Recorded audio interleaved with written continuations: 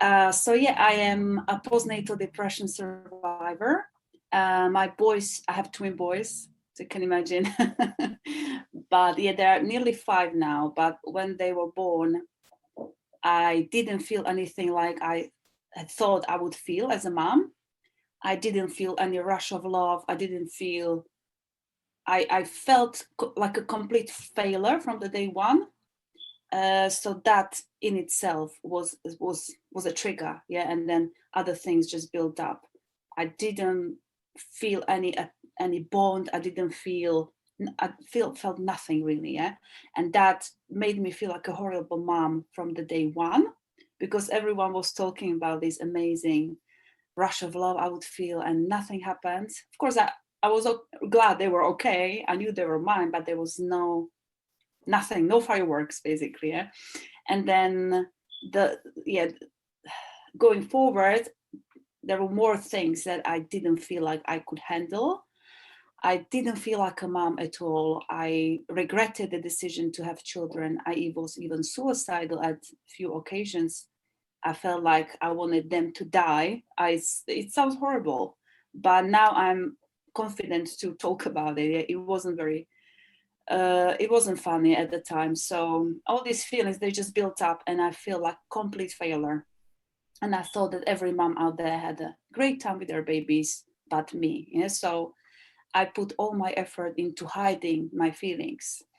And outwardly, I was the mom everyone wanted me to be, or I thought that they wanted me to be. So when someone asked, "How are you feeling?" I always, "Oh, it's amazing. I'm so happy." But inside and or behind closed doors, I was crying my eyes out. I didn't want the boys at all. Also, the bond wasn't there for a few weeks. Yeah, it started to grow gradually, but it wasn't instant. Yeah, and I was on and off. It was like a drug that was wearing off. There were moments when I felt a huge love, and then I don't know, a few minutes or hours later, I felt nothing. So that was, yeah, it was psycho. Yeah. And then I can show you the picture I shared on social media just to stress how unreal social media is. I don't know if you can see this. Yeah. There's a picture of a mom suffering from. Yeah. So this is what this is what I shared, but I was suicidal. This is the picture I shared on social media, was I was suicidal, just to pretend I was the mom I thought I should be. And this is just to show you how unreal the social media is, because people thought, "Oh my God, you're so lucky, you're so happy." I wasn't. I wasn't at all. So long story short, after 8 months of struggling in silence, I hit rock bottom. Yeah, and there is only so much you can hide. And then my friend found me crying my eyes out, and I couldn't hide it anymore. So that was the day I spoke out, and the day everything changed. Yeah. So once I started to speak about how I really felt, I was astonished by how many moms around me admitted they felt exactly the same. They were just worried to talk, just like me. Yeah. And that was the day I knew I wanted to make a difference. I thought that it's ridiculous that no one tells you about these things, how you feel as a new mom. Yeah. So I wrote a book, Motherhood the Unspoken, to help other moms to understand how it really feels to be a new mom, and to help them feel less alone and to lower the risks of depression. I started to blog about motherhood, to help other moms to feel less alone. And then during the lockdown, I saw mothers, and as my boy started to grow, of course, I understood it's not just postnatal period that's difficult, although that's the hardest part, I think, because it's a huge shock to the system. And I saw moms of even older children to be stressed, feel guilty, feeling like not being good enough. They stopped living their lives, they stopped dreaming. And I found it really sad. And I knew I wanted to help them as well. So I qualified as a life coach. And that's when I started to coach moms of all kinds, hey, who feel powerless or stuck in any way. And I help them to get their power back. And as for feelings of, how did you say, Kafi, you said at the beginning, imposter syndrome, or feelings Yeah, of imposter syndrome, how to overcome that.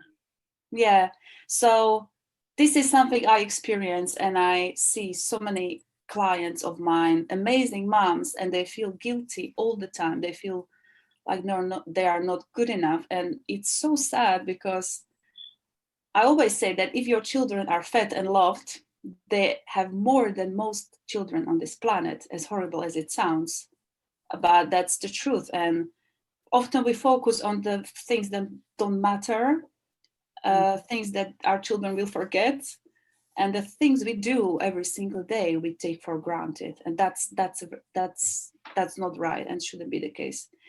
And I think that one of the main problems is that when you look back in the old days, moms worked together as a team. They had time together, they helped each other out, they babysit for each other.